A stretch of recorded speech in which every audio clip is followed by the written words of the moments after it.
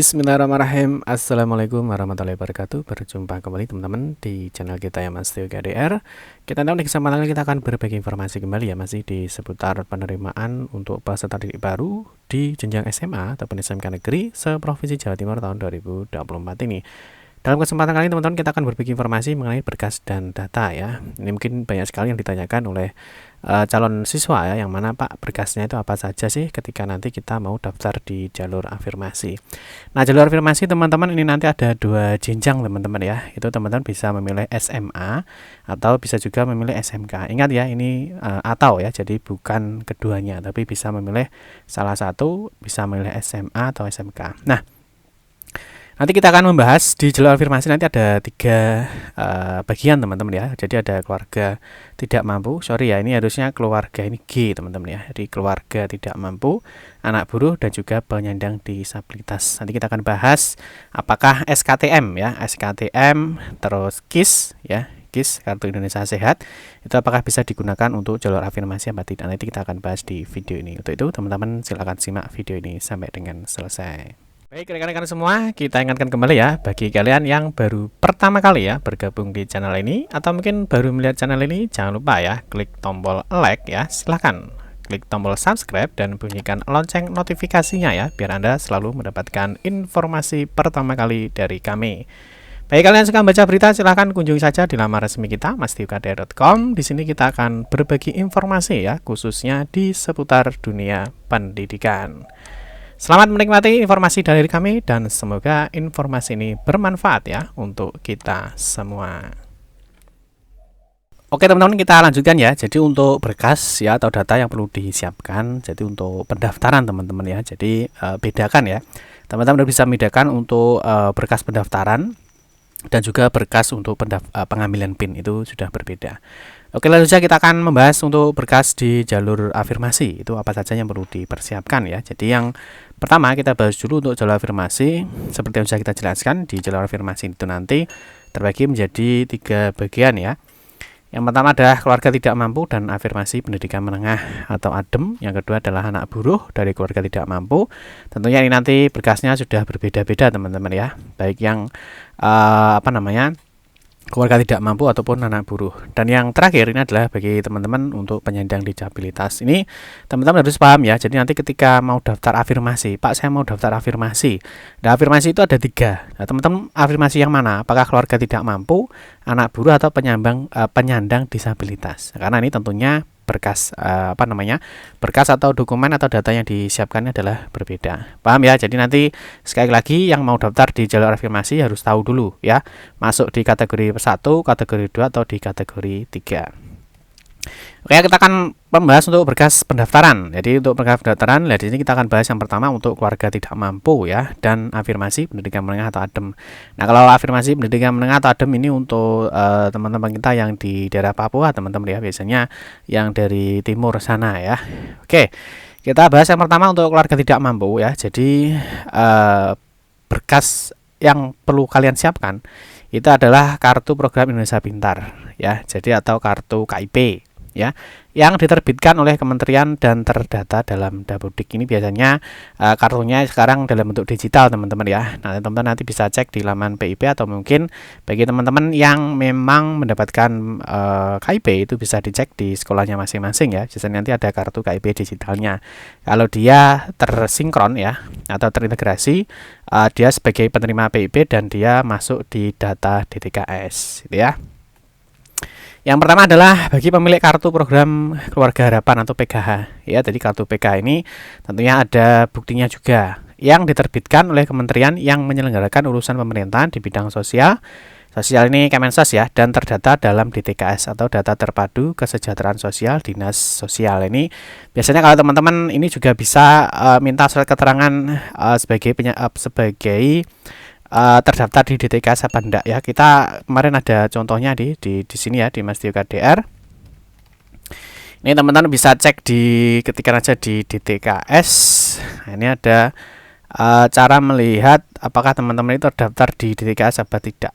Saya juga lupa ini. Saya carikan ya, nanti saya masukkan di dalam sini teman-teman ya. Nanti saya masukkan di video ini. Nah, ini ini kemarin saya lupa ini apa namanya. Nanti saya masukkan di bawah ya teman-teman. Nah, ini cara melihat terdaftar di DTKS atau tidak. Nah, ini ya. Nah, nanti teman-teman bisa cek. Nah, nanti ada apa? Kita sudah berikan panduannya. Nanti ini bisa di screenshot teman-teman ya. Jadi hasilnya, jadi hasil dari pencarian di TIPKS itu kalian bisa di screenshot atau mungkin teman-teman bisa minta ke ini ya bisa di screenshot. Nah, ini atau mungkin teman-teman bisa minta ke sini ya ke Kementerian Sosial di Dinsos masing-masing. Nanti di sini ada informasinya ya. Nah, di sini ada nicknya ya, ada nicknya, terus ini ada data keluarganya. Nah, ini keterangan penerima bansos apa tidak. Misalkan dia masuk di BNPT apa enggak ya, PKH atau PBI, dan ini masuk apa enggak. Nanti di sini ada informasi. Nah, ini bisa digunakan untuk daftar di jalur afirmasi ya, karena sesuai dengan informasi. Nah, dia urusan yang terdata di DTKS. Nanti untuk mengecek data di DTKS, teman-teman bisa minta ke dinas sosial setempat ya, di daerah setempat. Kalau misalkan teman-teman tidak memiliki mungkin kartu PKH, kartu KKS ataupun yang lainnya, nanti bentuknya seperti ini. Tapi di sini harus dilihat teman-teman ya. Jadi keterangan penerima bansosnya ya, apakah sebagai penerima PKH ya, ini harusnya kan iya. Kalau ini kan tidak, berarti dia bukan sebagai penerima PKH. Seperti itu ya teman-teman ya. Jadi nanti buktinya bisa diminta seperti ini ataupun teman-teman bisa menggunakan kartu PKH atau KKS. Paham ya? Terus yang berikutnya adalah bukti keikutsertaan program penanganan keluarga tidak mampu lainnya yang diterbitkan oleh pemerintah pusat atau pemerintah daerah. Jadi lainnya ya. Jadi intinya ketika teman-teman itu mendapatkan bantuan ya dari pemerintah daerah dan itu ada buktinya. Ya di sini kan sebagai keikutsertaan program penanganan keluarga tidak mampu lainnya ya. Jadi lainnya itu ya mungkin selain PIP, selain PKH, mungkin ada KKS atau mungkin nanti ada surat keterangan tidak mampu yang itu yang dikeluarkan dari pemerintah daerah ya. Jadi artinya bukan bukan SKTM ya. Jadi bukan SKTM. Jadi ada sendiri ya surat itu untuk penanganan keluarga tidak mampu. Ya, nanti teman-teman bisa digunakan itu. Ya, paham ya? Nah, terus yang berikutnya yang jadi pertanyaan, ini KKS kan nggak ada ya. KKS yang bagi punya KKS juga bisa, yang punya KPS ya, kartu perlindungan sosial ini juga bisa. Ya kan ini di sini kan tidak disebutkan ya, hanya disebutkan PKH. Ini boleh KKS, kartu keluarga sejahtera, KPS ya, kartu perlindungan sosial dan lainnya, atau kartu bantuan lainnya yang intinya pemerintah daerah itu mengeluarkan bantuan dan kalian bisa memiliki buktinya. Oke. Nah, terus berikutnya apakah SKTM? Nah, ini keterangan tidak mampu ini kan diambil dari desa ya biasanya ya, dari desa atau mungkin kartu KIS, kartu desa sehat ya, BPJS ini bisa digunakan untuk daftar jalur afirmasi apa enggak sih? Nah, ini jawabannya sudah jelas ya, jawabannya adalah tidak bisa. Nah, ini kalau kita lihat di Juknis bahwa data keluarga ekonomi tidak mampu ini tidak boleh menggunakan data kartu Indonesia Sehat atau KIS dan surat keterangan tidak mampu atau SKTM. Jadi SKTM dan KIS ini tidak bisa digunakan untuk daftar di jalur afirmasi. Paham ya? Terus yang berikutnya untuk anak buruh ya. Kalau anak buruh ini sebenarnya masih mirip-mirip ya dengan keluarga tidak mampu, tetapi ada poin satu lagi yang harus disiapkan ketika daftar di jalur anak buruh. Nah, ini untuk anak buruh ini dibuktikan ya dengan keikutsertaan peserta didik dalam program penanganan keluarga tidak mampu dari pemerintah pusat atau pemerintah daerah. Jadi salah satu ya seperti tadi yang sudah kita sebutkan ada program Indonesia Pintar, ada PKH, ada KKS ya dan lain sebagainya atau dari BNPT. Nah, ini adalah salah satu. Jadi harus ketika mau daftar di jalur anak buruh itu dia harus punya salah satu tadi bukti yang sudah kita sebutkan di atas tadi untuk keluarga tidak mampu. Ya, nah ini harus punya salah satu. Jadi yang di atas tadi juga tidak harus punya semuanya ya. Jadi harus misalkan punya satu ya boleh. Tapi yang di keluarga tidak mampu ini yang di sini tadi, mana tadi ya? Sini ya. Jadi yang keluarga tidak mampu ini tidak harus semuanya. Artinya tidak boleh ketiga-tiganya enggak. Ini misalkan Pak saya hanya punya KIP bisa, Pak saya hanya punya PKH misalkan boleh, Pak saya hanya punya KKS boleh. Jadi untuk keluarga tidak mampu ini tidak harus punya ketiga-tiganya ataupun tidak harus punya lebih dari satu. Jadi misalkan punya satu saja itu boleh untuk melakukan pendaftaran. Paham ya? Nah, terus kita lanjutkan di sini untuk anak buruh. Nah, jadi selain tadi ya, selain kartu keluarga penanganan keluarga tidak mampu, nah ini juga harus disertakan ya, ini serta ya, serta berarti kan harus. Jadi harus punya surat ya, surat keterangan atau tanda keanggotaan asosiasi buruh yang dimiliki oleh orang tua. Jadi kalau anak buruh ini berkasnya dua. ya. Jadi berkasnya 2. Jadi berkasnya untuk keluarga tidak mampu tadi ya. Yang tadi harus punya salah satu, entah itu KIP, entah itu PKH, entah itu KKS dan sebagainya. Nah, ini ditambah dengan ini ya. Jadi kartu anggota ya, kartu anggota. Nah, ini selaku anggota asosiasi atau dari buruh atau surat keterangan yang menyatakan bahwa dia adalah asosiasi buruh di mana. Seperti itu. Paham ya? Jadi bedanya anak buruh dan keluarga tidak mampu ya ini. Jadi kalau keluarga tidak mampu harus memiliki dua komponen ini. Tapi kalau keluarga tidak mampu itu boleh salah satunya. Oke, yang terakhir adalah surat pernyataan. Ya, surat pernyataan ini harus calon peserta didik yang berasal dari keluarga tidak mampu dan anak buruh.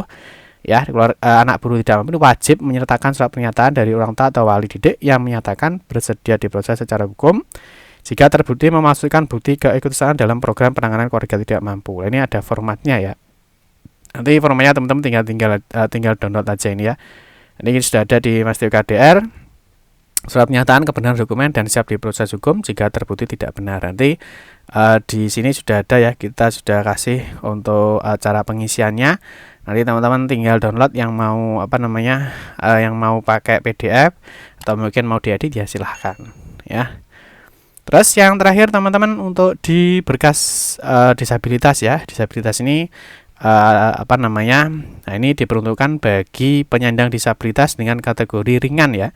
Jadi disabilitas ringan. Nah, ini Pak ringan, berat, sedang ya. Mohon maaf saya kurang paham ya. Nanti bisa ditanyakan ke dokter spesialisnya ya. Ini masuk di disabilitas kategori apa ya.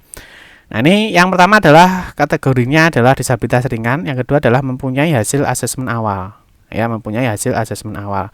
Baik itu asesmen fisik, psikologis dan sebagainya ya. Ini oleh dokter spesialis psikolog atau paling dan juga dan atau jadi selain ini tadi mempunyai hasil asesmen awal dia dan atau kartu penyandang disabilitas yang dikeluarkan oleh kementerian ini yang baru ya. Jadi ada kartu penyandang disabilitas dari kementerian ini baru.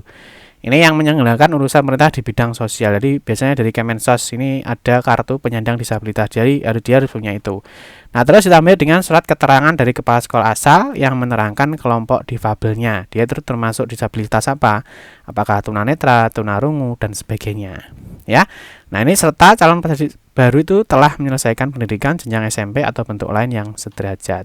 Paham ya? Jadi kalau di disabilitas ini ada satu syaratnya, yaitu adalah mempunyai hasil asesmen awal dari surat keterangan ya dari dokter spesialis ataupun yang lainnya atau kartu penyandang disabilitasnya yang dikeluarkan oleh Dinsos.